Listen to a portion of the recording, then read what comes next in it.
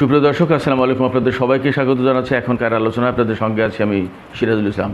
অত্যন্ত গুরুত্বপূর্ণ কয়েকটি খবর আছে দর্শক। মার্কিন প্রেসিডেন্ট ডোনাল্ড ট্রাম্প আবার ইরানের উপর হামলা চালানোর জন্য যুদ্ধমন্ত্রী পিট হেগসেথ এবং মার্কিন জয়েন্ট চিফ অফ স্টাফের চেয়ারম্যান জেনারেল ড্যান কেইনের সঙ্গে আলোচনা করেছেন। তাহলে ইরানের উপর কি নতুন করে হামলা হতে যাচ্ছে?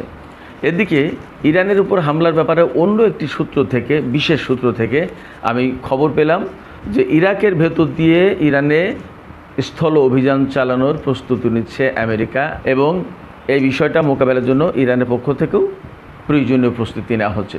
তাহলে কি যুদ্ধ নতুন করে অনিবার্য হয়ে উঠছে? এপাশে সৌদি আরবের সাথে আমেরিকার সম্পর্কে বড় রকমের ফাটল ধরেছে। সেই ফাটলের অংশ হিসেবে সম্প্রতি মার্কিন পররাষ্ট্রমন্ত্রী মার্কো রুবিও উপসাগরীয় অঞ্চলের কয়েকটি দেশ সফর করলেও সৌদি আরব সফর করেননি। আবার সৌদি যুবরাজ মোহাম্মদ বিন সালমান তিনি G7 সম্মেলনে যোগ দিতে যাননি। আমেরিকা হুমকি দিয়েছে এখানে সৌদি আরব যদি ওয়াশিংটনের সঙ্গে সম্পর্ক খারাপ করে তাহলে তাদের আকাশ প্রতিরক্ষা ব্যবস্থা থেকে শুরু করে গুরুত্বপূর্ণ অস্ত্র হয়তো তাদের কাছে আর বিক্রি করা নাও হতে পারে। তাহলে সৌদি আরব কী করবে? এখানে সাথে আরেকটা প্রশ্ন থাকছে, সৌদি আরব কি আমেরিকার এই চাপের মুখে টিকে থাকতে পারবে? সর্বশেষ যে বিষয়টি নিয়ে কথা বলার প্রশ্ন আছে সেটি হচ্ছে, হরমুজ প্রণালী যতই চাপাচাপি করুক আমেরিকা, ইরান সরাসরি ঘোষণা করেছে কোনো চাপের কাছে মাথা নত তো তারা করবেই না, বরং হরমুজ প্রণালী কমপ্লিটলি ইরান নিয়ন্ত্রণ করবে, এখানে কোনো আপোষ হবে না। তাহলে আমেরিকার সাথে যে আলাপ আলোচনা চলছে সেগুলো নিয়ে কি হবে?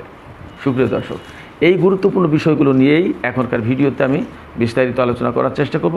আশা করি আপনাদের অবশ্যই ভালো লাগবে। আর যদি ভালো লাগে তাহলে লাইক, কমেন্ট, শেয়ার করুন এবং চ্যানেলটি সাবস্ক্রাইব করে সাথেই থাকবেন। এই আবেদন আমার সেই বরাবরের মতোই থাকছে। একই সাথে আমি আশা করব যে আপনারা ভিডিওর শেষ পর্যন্ত দেখবেন। দর্শক, চলুন মূল আলোচনায় চলে যাই। সর্বপ্রথম আলোচনা হচ্ছে ইরানের উপরে হামলা চালানোর জন্য আবার নতুন করে মার্কিন প্রেসিডেন্ট ডোনাল্ড ট্রাম্প আলোচনা শুরু করেছেন এবং এরই ভেতরে তিনি মার্কিন যুদ্ধমন্ত্রী পিট হেগসেথ এবং জয়েন্ট চিফ অফ স্টাফের চেয়ারম্যান জেনারেল ড্যান কেইনের সঙ্গে আলোচনা করেছেন। তার মানে দাঁড়াচ্ছে মার্কিন প্রেসিডেন্টের পক্ষ থেকে যখন ইরানের উপরে নতুন করে হামলার ব্যাপারে আলোচনা করা হচ্ছে, তাহলে যুদ্ধ যে আবার অনিবার্য হয়ে উঠছে একথা বলতে আর সন্দেহ নেই, দ্বিধা নেই, সংশয় নেই। তার মানে এখন যুদ্ধ অনিবার্য। প্রশ্ন হচ্ছে, ডোনাল্ড ট্রাম্প কিন্তু অনেক চাপাচাপি করে, জোরাজোরি করে, অনুরোধ করে, বিভিন্ন দেশকে সুপারিশ করে ইরানকে যুদ্ধবিরতির চুক্তিতে এনেছে এবং 14 দফা সমঝোতা স্মারকে সই করিয়েছে। এত কিছুর পরে যদি আবার নতুন করে ডোনাল্ড ট্রাম্প ইরানে হামলা চালানোর পরিকল্পনা করে, হামলা চালানোর ব্যাপারে আলোচনা করে, তাহলে কি দরকার ছিল এই যুদ্ধবিরতির এবং এই সমঝোতা স্মারকে সই করার? তাহলে যুদ্ধই করতো। ইরান তো যুদ্ধই করতে চেয়েছিল। এখানে প্রশ্ন হচ্ছে, ডোনাল্ড ট্রাম্প কি তার নিজের ইচ্ছায় যুদ্ধ করতে চাইছেন নাকি অন্যের কারো ইচ্ছা বাস্তবায়ন করতে এই যুদ্ধ করতে হচ্ছে তাকে? সেটা কিন্তু একটা বড় প্রশ্ন। ডোনাল্ড ট্রাম্পের ভেতরে আমরা যা দেখেছি তা হচ্ছে যে তিনি আসলে যুদ্ধ করতে চাইছিলেন না। তবে ইসরায়েলি লবি, নেতানিয়াহু, তাদের কিন্তু ডোনাল্ড ট্রাম্পের উপরে বড় রকমের চাপ আছে এবং তারা চায় ইরানের বিরুদ্ধে যুদ্ধ করে, ইরানকে পরাজিত করে, ইরানকে দখল করে, ইরানকে নিয়ন্ত্রণে নিয়ে তারপরে এই যুদ্ধের পরিসমাপ্তি ঘটাতে, যাতে তাদের সামনে আর কোনো বাধা না থাকে। সেক্ষেত্রে আমার ব্যক্তিগত ধারণা, ডোনাল্ড ট্রাম্পের ব্যক্তিগত ইচ্ছার চেয়ে অন্যের ইচ্ছা পূরণের জন্য তাকে এই যুদ্ধ করতে হচ্ছে। এর বাইরে যাওয়ার ক্ষমতা তাদের নেই। এখন ডোনাল্ড ট্রাম্প বা মার্কিন বাহিনী তাহলে কিভাবে হামলা চালাবে? আগের বার তো এই যে গত 40 দিনে যে যুদ্ধটা হয়ে গেল বা এখনও মাঝে মাঝে টুকটাক যে যুদ্ধ হচ্ছে, তাতে তো তারা বিমান শক্তির উপর ভরসা করেছিল, নৌ শক্তির উপর ভরসা করেছিল। এবার বিভিন্ন সূত্র থেকে, বিশেষ করে আমি বললাম যে আমি একটা বিশেষ সূত্র থেকে খবর পাচ্ছি যে তারা, অর্থাৎ আমেরিকা, ইরাকের ভেতর দিয়ে ইরানে হামলা চালানোর পরিকল্পনা করছে। তার মানে স্থল অভিযান। ডোনাল্ড ট্রাম্প কিন্তু এর আগে ইরানের বিরুদ্ধে স্থল অভিযান চালাতে চেয়েছিল। স্থল অভিযান চালালে তার পরিণতি কী হবে সেটা আমরা দেখব, দেখার অপেক্ষায় থাকব। কিন্তু পরিস্থিতি যে খুব ভয়াবহ হবে এতে কোনো সন্দেহ নেই। কারণ হচ্ছে আমেরিকা তো তার পুরো সেনাবাহিনী সামরিক বাহিনী এখানে আনতে পারবে না। স্থল বাহিনীর সাথে নৌবাহিনী এবং বিমান বাহিনী সবাই হেল্প করবে, ঠিক আছে। ইরান তো বসে থাকবে না। ইরানের 10 লাখ সামরিক বাহিনীর সদস্য, তারা সবাই মাতৃভূমি রক্ষা করার জন্য লড়াই করবে। আমেরিকার সেনারা কিন্তু মাতৃভূমি রক্ষার জন্য লড়াই করতে আসবে না। যদি ইরানের বিরুদ্ধে স্থল অভিযান চালানোর চেষ্টা করে আমেরিকা, তাহলে সেখানে ইসরায়েলের বাহিনীও যোগ দেবে, এতে কোনো সন্দেহ নেই। ইসরায়েলের বাহিনী যোগ দিলেই তার মানে দাঁড়াচ্ছে যে যুদ্ধটা কিন্তু বৃহৎ পরিসরে ছড়িয়ে দেবে। তখন ইরাক, সিরিয়া, লেবানন, ফিলিস্তিনের প্রতিরোধ যোদ্ধারা থেকে শুরু করে হুতি যোদ্ধারা সবাই একেবারে পূর্ণাঙ্গ যুদ্ধের জন্য প্রস্তুত হয়ে যাবে। এবং একটা বিষয় আপনারা খেয়াল করেন, এই যে গত 40 দিনে যে যুদ্ধ গেছে, সেই যুদ্ধে কিন্তু ইরাকের প্রতিরোধ বাহিনী কিন্তু পুরোপুরি জড়ায়নি, হিজবুল্লাহও কিন্তু পুরোপুরি জড়ায়নি, হুতিরাও কিন্তু পুরোপুরি জড়ায়নি। তাদের সবার সামরিক শক্তি কিন্তু পুরোপুরি শেষ করতে চায়নি, অপেক্ষায় রয়েছে। এবং তারা জানে, তারা বুঝতে পারে এবং ধারণায় রেখেছে যে চূড়ান্ত লড়াই এটা নয়, চূড়ান্ত লড়াই আসবে। অতএব চূড়ান্ত লড়াইয়ের জন্য প্রত্যেকের শক্তি রিজার্ভ করে রাখার চেষ্টা করেছে। আমার কাছে মনে হচ্ছে যে আমেরিকা যদি স্থল অভিযান চালানোর চেষ্টা করে, তাহলে বৃহত্তর একটা আঞ্চলিক যুদ্ধ সংঘাত শুরু হবে এবং এর আগুন আরও বহুদূর ছড়িয়ে পড়বে, ভয়াবহ একটা পরিস্থিতি তৈরি হবে। এবং ইরান তো পরিষ্কার করে বলেই রেখেছে যে যদি আমেরিকা ইরানের বিরুদ্ধে অভিযান চালানোর চেষ্টা করে, স্থল অভিযান, তাহলে তাদের জন্য মধ্যপ্রাচ্য একদম পুরোটাই হবে গোরস্থান। ইরানের সাবেক স্পিকার, যিনি জাতীয় নিরাপত্তা উপদেষ্টা ছিলেন, তিনি মারা গেছেন, শহীদ হয়েছেন, ডক্টর আলী লারিজানি, তিনি বলেছিলেন যে আমেরিকা যদি ইরানের বিরুদ্ধে স্থল অভিযান চালানোর কোনো রকমের চিন্তা করে বা চেষ্টা করে, তাহলে তাদের জন্য জাহান্নামের দরজা খুলে দেওয়া হবে, জাহান্নামের দরজা খুলে যাবে। মানে পরিস্থিতি এতটাই ভয়াবহ হবে। ইরানের বিরুদ্ধে নতুন করে হামলা চালাতে গেলে তারা স্থল অভিযানের চেষ্টা করবে, চিন্তা করবে, এটা স্বাভাবিক। তবে সেটা সহজ হবে না, বরং পুরো মধ্যপ্রাচ্য অঞ্চলে বড় রকমের যুদ্ধ ছড়িয়ে পড়বে। এবং এটা হতে পারে আরও বড় কিছু, আমি সেই কথা এখন বলবো না, পরিস্থিতি দেখে পরের কোনো একটা ভিডিওতে বলবো। এদিকে আমরা যা জানতে পারছি, সৌদি আরবের সাথে কিন্তু আমেরিকার বড় রকমের ফাটল দেখা দিয়েছে। এই কারণে আমেরিকা বলছে যে যুদ্ধে তারা সহযোগিতা করছে না, সৌদি আরব সহযোগিতা করছে না ইরানের বিরুদ্ধে যুদ্ধে। কেন এই অভিযোগ? আপনাদের মনে আছে, হরমুজ প্রণালীতে ইরান যে নিয়ন্ত্রণ আরোপ করলো, এই নিয়ন্ত্রণ আরোপ করার পরে যখন আমেরিকার কোনো কিছুতেই কিছু করতে পারলো না, তখন তো যুদ্ধবিরতি হলো পাকিস্তানে। 8 এপ্রিল যুদ্ধবিরতি হলো এবং 12 এপ্রিল পাকিস্তানে আলোচনা হয়েছিল। তার 2 দিন পরে গিয়ে হরমুজ প্রণালীতে আমেরিকা নৌ ব্লকেট শুরু করলো, যেটা ইরান বলল যে যুদ্ধবিরতি লঙ্ঘনের শামিল। তার কয়েকদিন পরে আরেকটা অপারেশন চালাতে চেয়েছিল, যার নাম দিয়েছিল অপারেশন ফ্রিডম।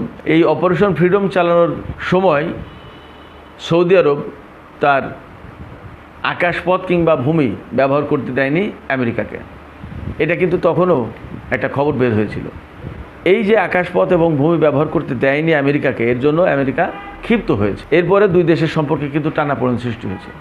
এই সম্পর্কে টানাপোড়েন সৃষ্টির পরে এই তো কিছুদিন আগে ফ্রান্সের একটি শহরে G7 শীর্ষ সম্মেলন অনুষ্ঠিত হলো। সেই সম্মেলনে সৌদি যুবরাজকে দাওয়াত দিয়েছিল, কিন্তু সৌদি যুবরাজ সেই সম্মেলনে যাননি। এরপর মার্কো রুবিও, মার্কিন পররাষ্ট্রমন্ত্রী, তিনি বাহরাইনে একটা অনুষ্ঠানে এসে বক্তৃতা করে গেছেন এই যুদ্ধ এই সমস্ত বিষয় নিয়েই, কিন্তু তিনি সৌদি আরবে যাননি সম্পর্ক খারাপ হওয়ার কারণে। এখন ওয়াল স্ট্রিট জার্নাল খবর দিচ্ছে যে সৌদি আরবের সাথে আমেরিকার ব্যাপক টানাপোড়েন সৃষ্টি হয়েছে এবং এই কারণে 2 পক্ষের এই যে কূটনৈতিক সম্পর্কও খারাপ হয়েছে।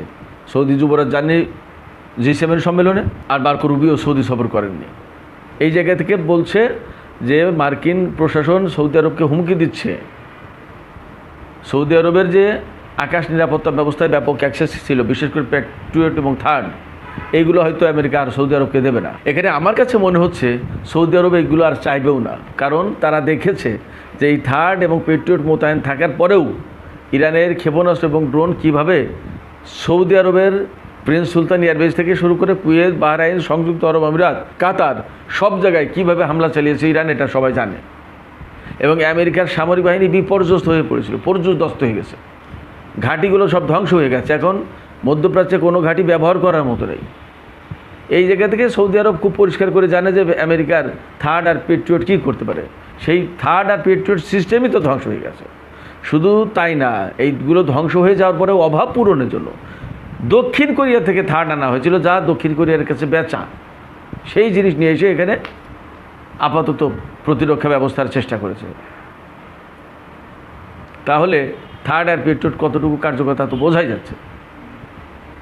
ফলে সৌদি আরব আমেরিকার অস্ত্রের দিকে আর ঝুঁকবে না, ওই দিকে যাবে না, আমার কাছে মনে হচ্ছে যাবে না। এবং একদম অ্যাকুরেটলি এইভাবে আমি বলবো না, তবে সৌদি আরবকে এই সমস্ত অস্ত্র প্রতিরক্ষা ব্যবস্থা দেওয়া হবে না এই কারণে সৌদি আরব ভয় পাবে, আমার কাছে মনে হয় তা না।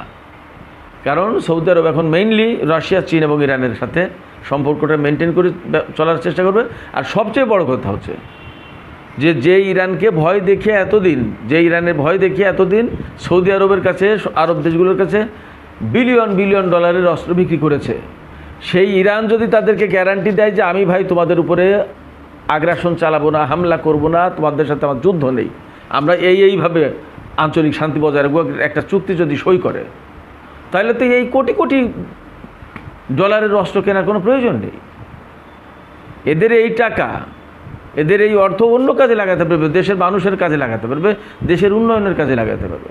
এগুলো বুঝে যাচ্ছে এখন, যার কারণে মধ্যপ্রাচ্যে আমেরিকার ভাত মারা হবে, যা পরিস্থিতি তা আছে।